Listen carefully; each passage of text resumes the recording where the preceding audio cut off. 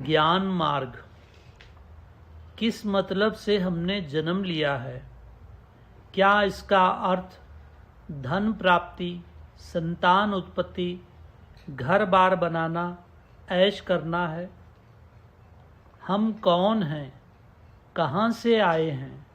कहाँ जाना है? साधना में संकीर्तन की बड़ी महिमा है। आत्म संकीर्तन से बढ़कर नाम सिमरन है। नाम सिमरन से बढ़कर है जप, जप से बढ़कर है ध्यान, और ध्यान से बढ़कर है विचार।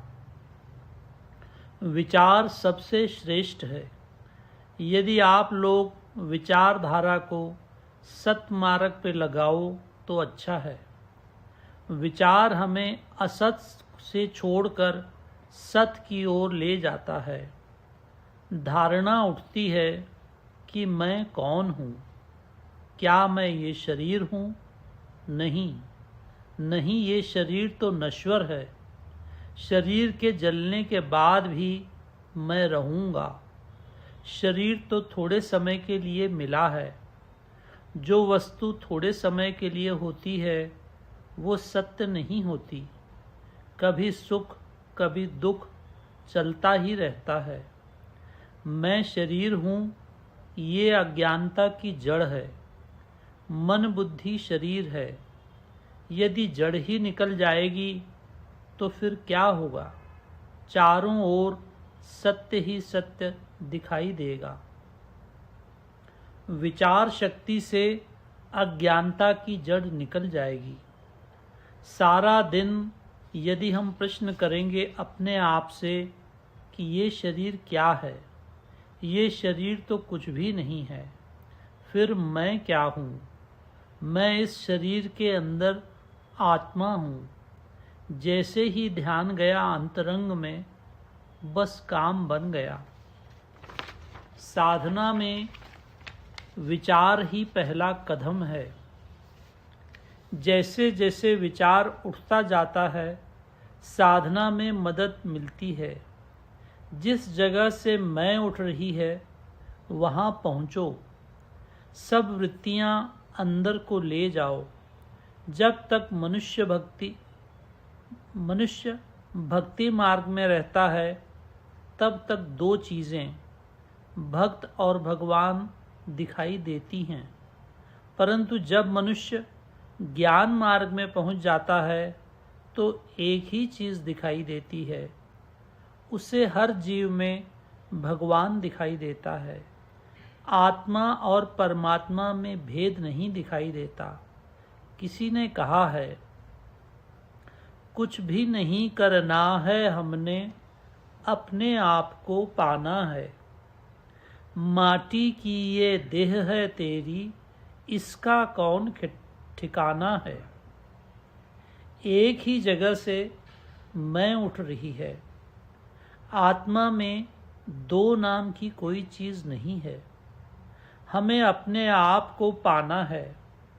इसी को सेल्फ रियलाइजेशन कहते हैं। आत्मा के ऊपर पड़े हुए पदों को हटाना चाहिए। आत्मा के ऊपर पड़े हुए पर्दों को हटाना चाहिए। आत्मा पर जो मन बुद्धि शरीर के पर्दे पड़े हैं उन्हें हटाना है। सबसे ऊपर अन्नमय कोश है। शरीर उनके जोर पर जिंदा रहता है। उनसे गुजरकर आत्मा के पास पहुंचना है।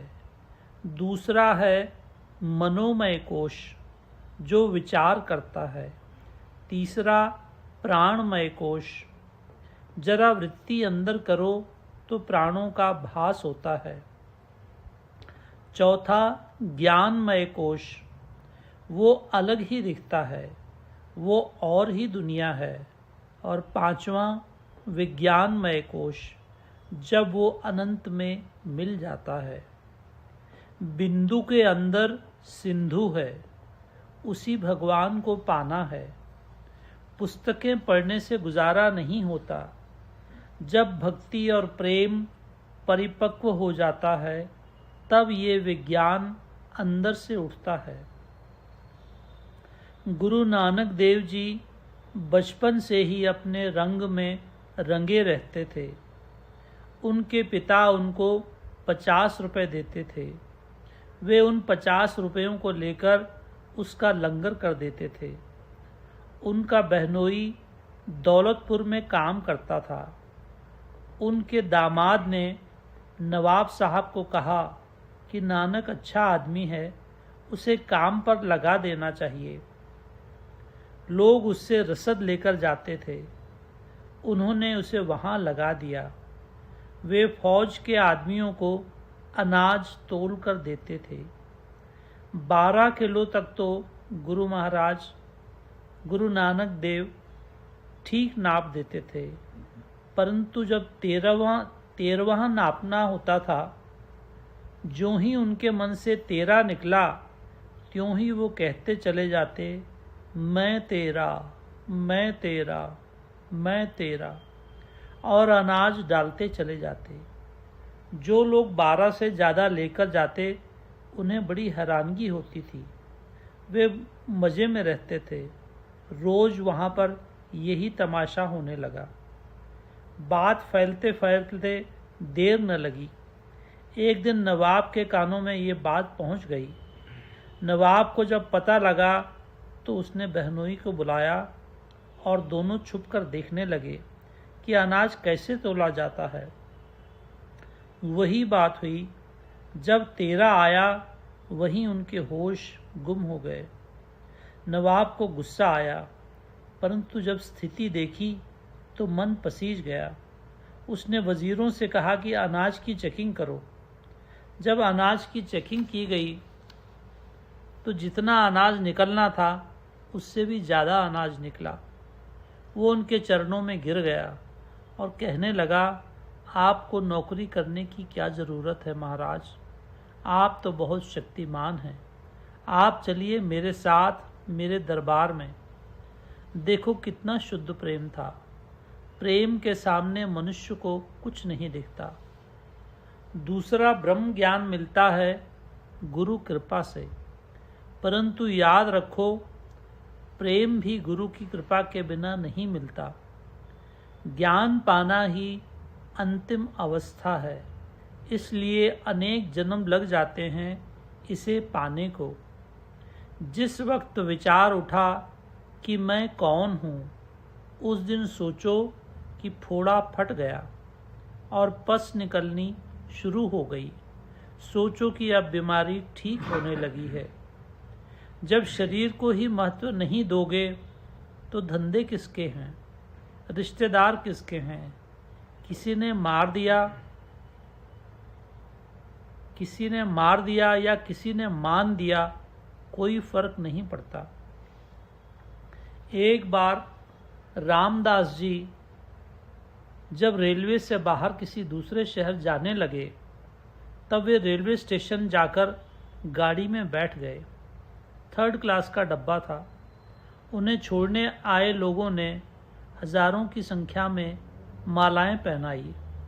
गाड़ी चल पड़ी। रास्ते में भीड़ बढ़ती गई। जब बहुत भीड़ हो गई तो वे नीचे बिस्तर बिछाकर सो गए। 3rd क्लास का डब्बा होने के कारण भीड़ बढ़ती चली गई और लोग उन्हें पैर मारकर जाने लगे। किसी को क्या पता कि वे नीचे सोए हैं। स्वामी रामदास जी सोचने लगे, क्या भगवान की माया है। शाम को तो इस शरीर को हजारों मालाएं पहना दी गईं और रात को हजारों ने ठोकरें लगा दी, परंतु रामदास को क्या फर्क पड़ता है।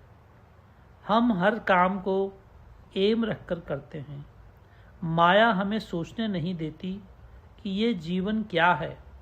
जिनके लिए हम पागल बन गए हैं वो वास्तव में है क्या। धन का क्या है। पिछले कई जन्मों में हम कितना ही धन छोड़कर आए हैं और हर जन्म में छोड़ते जाते हैं।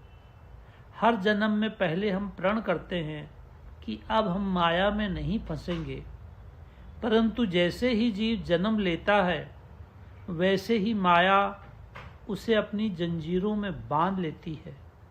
ये फांसी तब छूटती है जब सच्चे सतगुरु मिलते हैं। कितनी भी साधना कर लो, बिना गुरु की कृपा के कुछ नहीं बनता।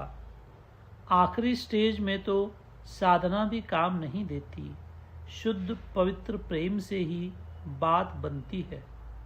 यदि काल कोठरी से निकलना है तो प्रेम क्यों न किया जाए। संसार का रास्ता पहले प्रिय लगता है, फिर अप्रिय लगता है, परंतु अध्यात्म का रास्ता पहले अप्रिय लगता है, फिर प्रिय लगता है। विचार शक्ति सबसे ऊंची है। विचारधारा को पानी का बंद कहते हैं। उसकी दो धाराएं हैं, एक संसारी, दूसरा आध्यात्मिक। संसार की धारा को बंद करो। महाप्रभु के एक शिष्य थे, जगदानंद जी महाराज, पुरी में रहते थे। 500 रुपये पिता से लेकर भंडारा करते थे। वे जगन्नाथ जी का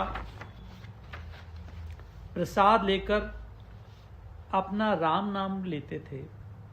वो भी उन्होंने त्याग दिया और 5-7 दिनों से वे चावल सड़ जाते थे, जिन्हें भोग लगाया जाता था। बहुत सारा तो बिक जाता है, परंतु जो नहीं बिकता और सड़ जाता है उसे फेंक दिया जाता था, जो कि वे जानवरों को डालते थे। वे उसे उठाकर धो लेते और उसे चबाकर अपना पेट भरते थे। इतनी इंतहा भक्ति की, उनकी इतनी महान त्याग उन्होंने किया। वे इतने शर्मीले थे। महाप्रभु ने उनसे पूछा कि आप क्या जानना चाहते हो। उन्होंने कहा, महाराज, मैं ये जानना चाहता हूँ कि ज्ञान का मार्ग क्या है। उन्होंने बताया कि ज्ञान मार्ग 2 किस्म का होता है, एक सुजाति, दूसरा विजाति। सुजाति उसे कहते हैं जो अपनी ही बिरादरी का हो, यानी कि जो शरीर नहीं आत्मा का, वही सुजाति है, वह सदा सुखी रहेगा। और विजाति वो जो संसारी माया की ओर जाने देगा, वो दुखी रहेगा। जब दरिया सागर से अलग होता है तो भटकता रहता है, उसी प्रकार जीव ब्रह्म से बिछड़ता है तो दुखी रहता है।